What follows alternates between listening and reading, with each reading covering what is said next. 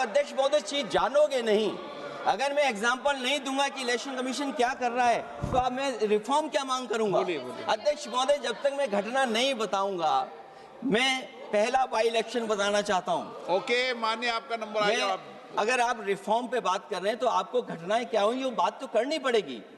अध्यक्ष महोदय, मैं बाई इलेक्शन मिल्कीपुर की बात करना चाहता हूं। बाई इलेक्शन मिल्कीपुर जो अयोध्या क्षेत्र में आता है, इलेक्शन कमीशन को हम लोगों ने शिकायतें की, यहां धांधली होने जा रही है, चुनाव को हराया जाएगा।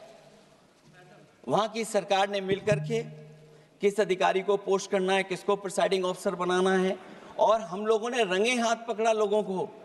एक व्यक्ति को पकड़ा, वो 6 वोट के डाल के आ रहे थे। एक व्यक्ति को पकड़ा जो दूसरी विधानसभा से थे। एक मंत्री जी भाग गए जो हजारों लोगों को लेकर के उस विधानसभा में आए हुए थे। तो ये बातें मैं इसलिए बता रहा हूं कि अगर हमें रिफॉर्म करना है तो रिफॉर्म तभी संभव है जब हमारा इलेक्शन कमीशन निष्पक्ष होगा। इसलिए अध्यक्ष महोदय, मैं कांग्रेस पार्टी के सुझाव से सहमत हूं कि पहला सुझाव उन्होंने दिया है, और हम समाजवादी पार्टी के लोग भी ये मानते हैं कि जो इलेक्शन कमीशन के अपॉइंटमेंट का जो तरीका है वो तरीका बदला जाए। वो कम से कम ऐसा हो, पारदर्शी हो, निष्पक्ष हो, दिखे कि हमारी भी कुछ भागीदारी है। क्योंकि जो व्यवस्था पहले थी उस व्यवस्था को अगर बदलने का काम किसी ने किया तो भारतीय जनता पार्टी ने किया है। इस व्यवस्था को बदलने का जो सुझाव कांग्रेस पार्टी की तरफ से है उस सुझाव से हम सहमत हैं। दूसरा सुझाव जो कांग्रेस पार्टी ने दिया है, थोड़े दिनों बाद सुधार आया है कांग्रेस में, इसके लिए हम उनको धन्यवाद और बधाई देते हैं। उन्होंने कहा, और अध्यक्ष महोदय मेरा भी सुझाव है कि इलेक्शन बैलेट पेपर से होना चाहिए, और इसलिए होना चाहिए कि बहुत प्रश्न लग रहे हैं, बहुत उंगली उठ रही है, इलेक्ट्रॉनिक चीजों पे बहुत सवाल खड़े हो रहे हैं, और केवल भारत के अंदर लोकतंत्र में नहीं, दुनिया के लोकतंत्र में। और ये जो लोग कुछ कह रहे हैं इलेक्ट्रॉनिक की बात और टेक्नोलॉजी की बात कर रहे हैं, मैं उनसे कहना चाहता हूं कि भारत और जर्मनी की तुलना कर लें, भारत और अमेरिका की तुलना कर लें, भारत की और जापान की तुलना कर लें, हम कहां खड़े हैं। अगर वो संपन्न देश जो टेक्नोलॉजी में हमसे कई गुना आगे हैं, अगर वो स्वीकार नहीं कर रहे हैं ईवीएम, तो आखिरकार हम ईवीएम को क्यों स्वीकार कर रहे हैं? अगर उन देशों में लोकतंत्र है और बैलेट से वोट पड़ रहा है, तो यहाँ पर भी बैलेट से वोट पड़ना चाहिए। और जो मेरी जानकारी जहाँ तक पहुँचती और जानकारी है मुझे, वो जानकारी ये कहती है कि जर्मनी में अगर आप ईवीएम से वोट डालेंगे तो वो अनकॉन्स्टिट्यूशनल माना जाएगा। सोचो, जर्मनी जैसा देश बैलेट पेपर से वोट डलवा रहा है, तो आखिरकार भारत जैसा देश हम बैलेट पे क्यों नहीं जा रहे हैं? जो रिफॉर्म की बात आई है, सबसे पहला सवाल यही है कि रिफॉर्म का मतलब क्या होता है।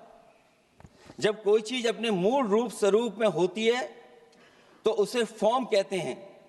जो वो मूल फॉर्म को खो बैठती है तो डिफॉर्म हो जाती है, और फिर उसी मूल फॉर्म में ले जाने का जो प्रयास होता है वो रिफॉर्म कहलाया जाता है। अध्यक्ष महोदय, सवाल ये भी है कि रिफॉर्म की जरूरत क्यों पड़ी, हमारी चुनावी प्रक्रिया खराब क्यों हुई, उसे खराब किसने किया?